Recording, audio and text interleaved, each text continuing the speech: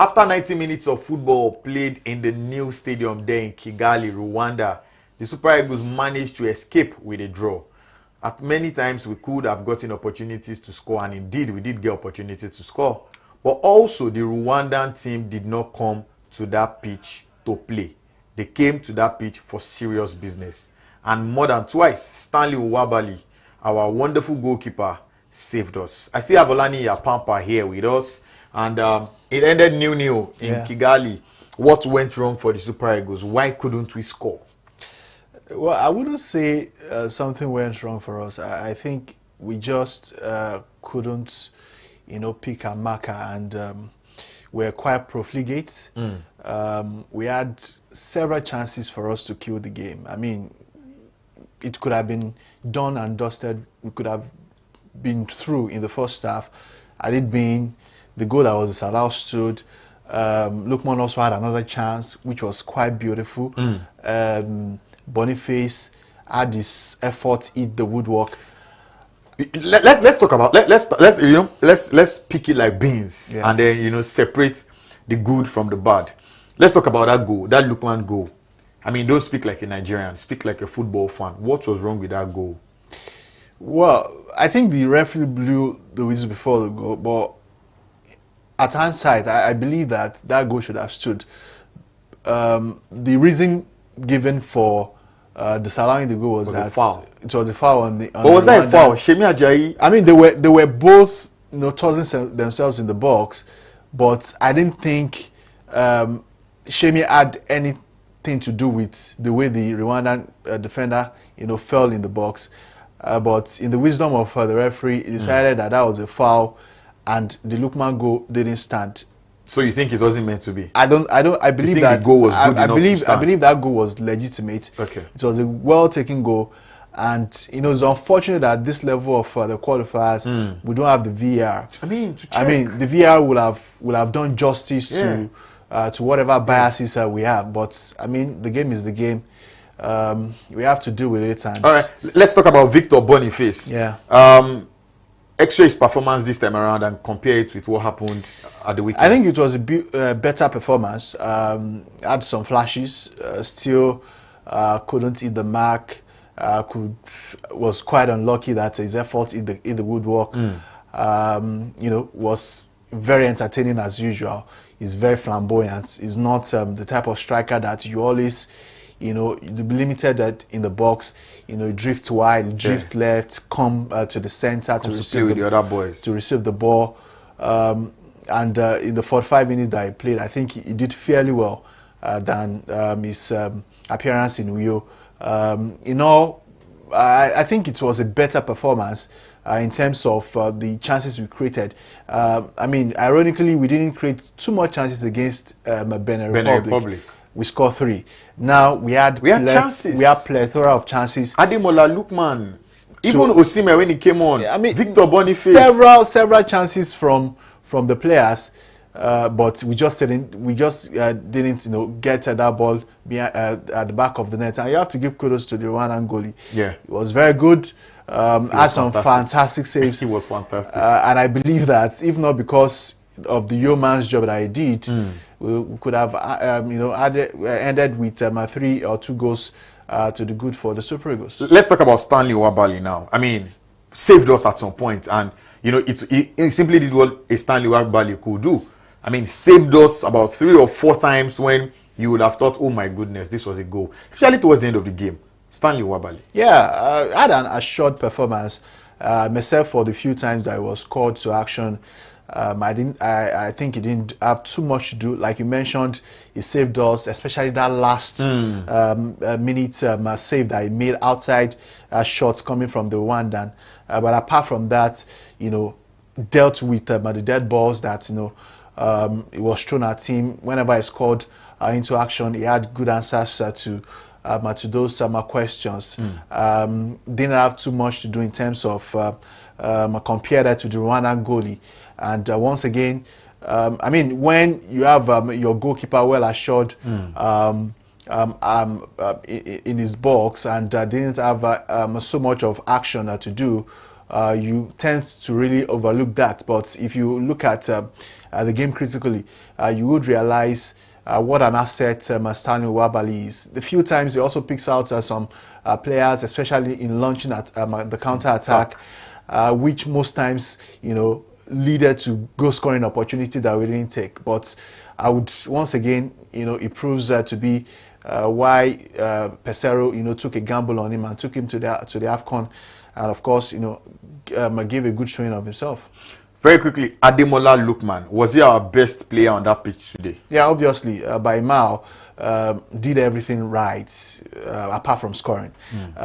Before he was substituted later on in the game, he could have ended with an hat-trick. Had a goal disallowed earlier on, had one saved by the Rwandan goalie, had another header, straight at the goalie, had another, half volley, that was dealt with by Rwandan goalie. So, I mean, these are chances that on a good day, had it been for the brilliance of the Rwandan goalie, could have been mentioning 4 or 3 goals, for Ademola Lookman. It was all over the place. He's not the kind of player that you can just limit to one position. You are seeing him in defense, helping with the defenders. He's bumping forward. He's springing passes to the wingers. He's arriving at the box.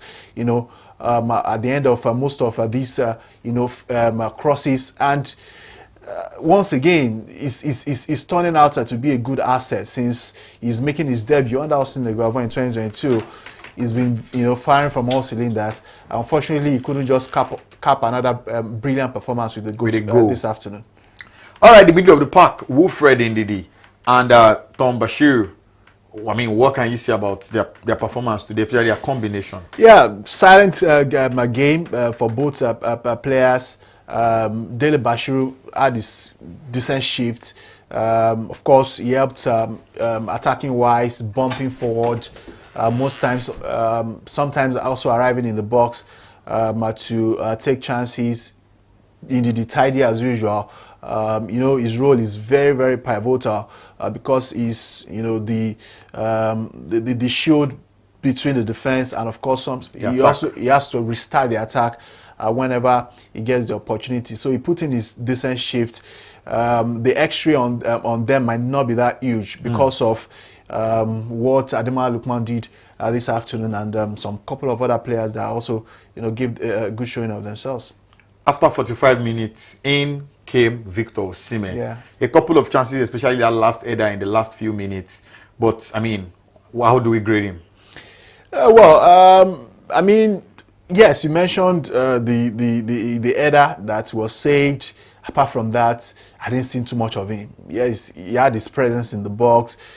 Sometimes, he tried to bully the defenders, but, you have to give kudos to the Rwanda defenders. They dealt with him very much.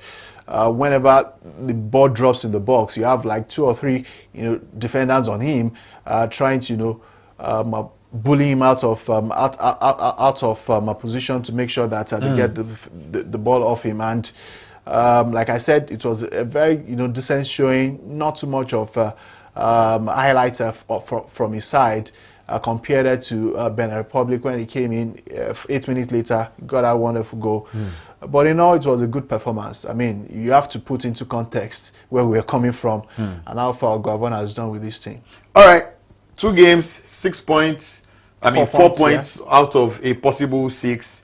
I mean, two games already for Augustine Eguavoin, and many persons are already saying perhaps Cerezo should get a job on a full time. I think it's too early for that. Let's get done with the qualifiers.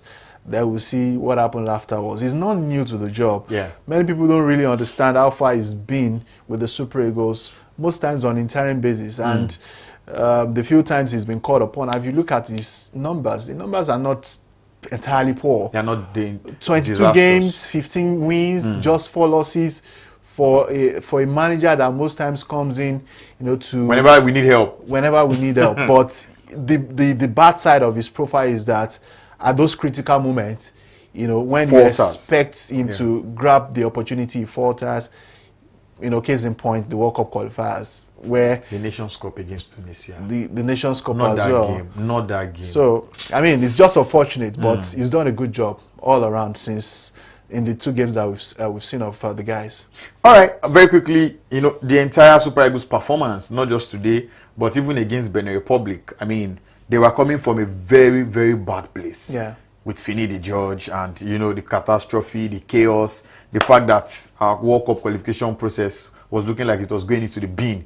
And then rising up the hill to get 4 out of 6 points, especially at the time when Nigerians were thinking, perhaps I'm not too hopeful about the Super Eagles. I mean, what did it do?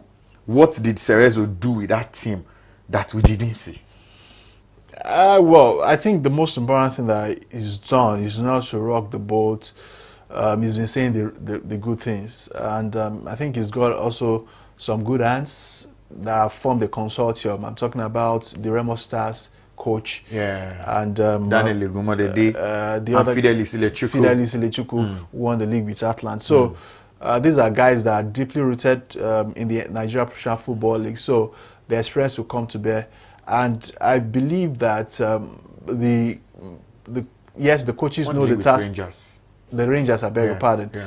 I believe that the coaches, yes, they know the job that is at hand, and the players should also recognize. So you are praising the local factor?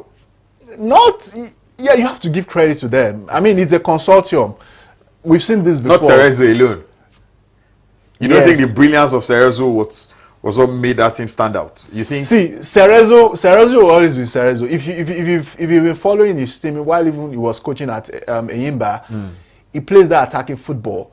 It's always the dense side that most times overshadow the good things that he has done. I mean, I remember Cerezo at the Nations Cup in 2006 where he took us to 3rd place. So these are good moments that he's had. So he's always had those good moments. And like I mentioned earlier, his profile with the Super Eagles as a coach is not the worst. If you've lost 4 in 22 games, it tells a whole lot about the kind of manager he is. But you also have to give credit to the other guys, Daniel and Fidelis Ilechukwu, and the players recognizing why it is important they have to take these qualifiers, as huge as possible.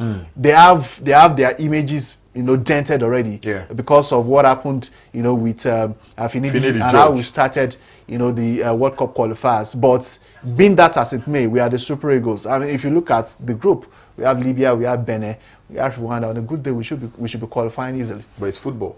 Yeah, it's football. It's like biscuits, you never know where to crack. Well, we should be qualifying. All right, the Super Eagles of Nigeria are presently topping that group that has Benin Republic, Libya, and Rwanda, just like Olani said a few moments ago. The second game, the second encounter, the second group game for Benin Republic and Libya respectively will take place tonight at home in Benin Republic, and we'll see what comes out of that encounter.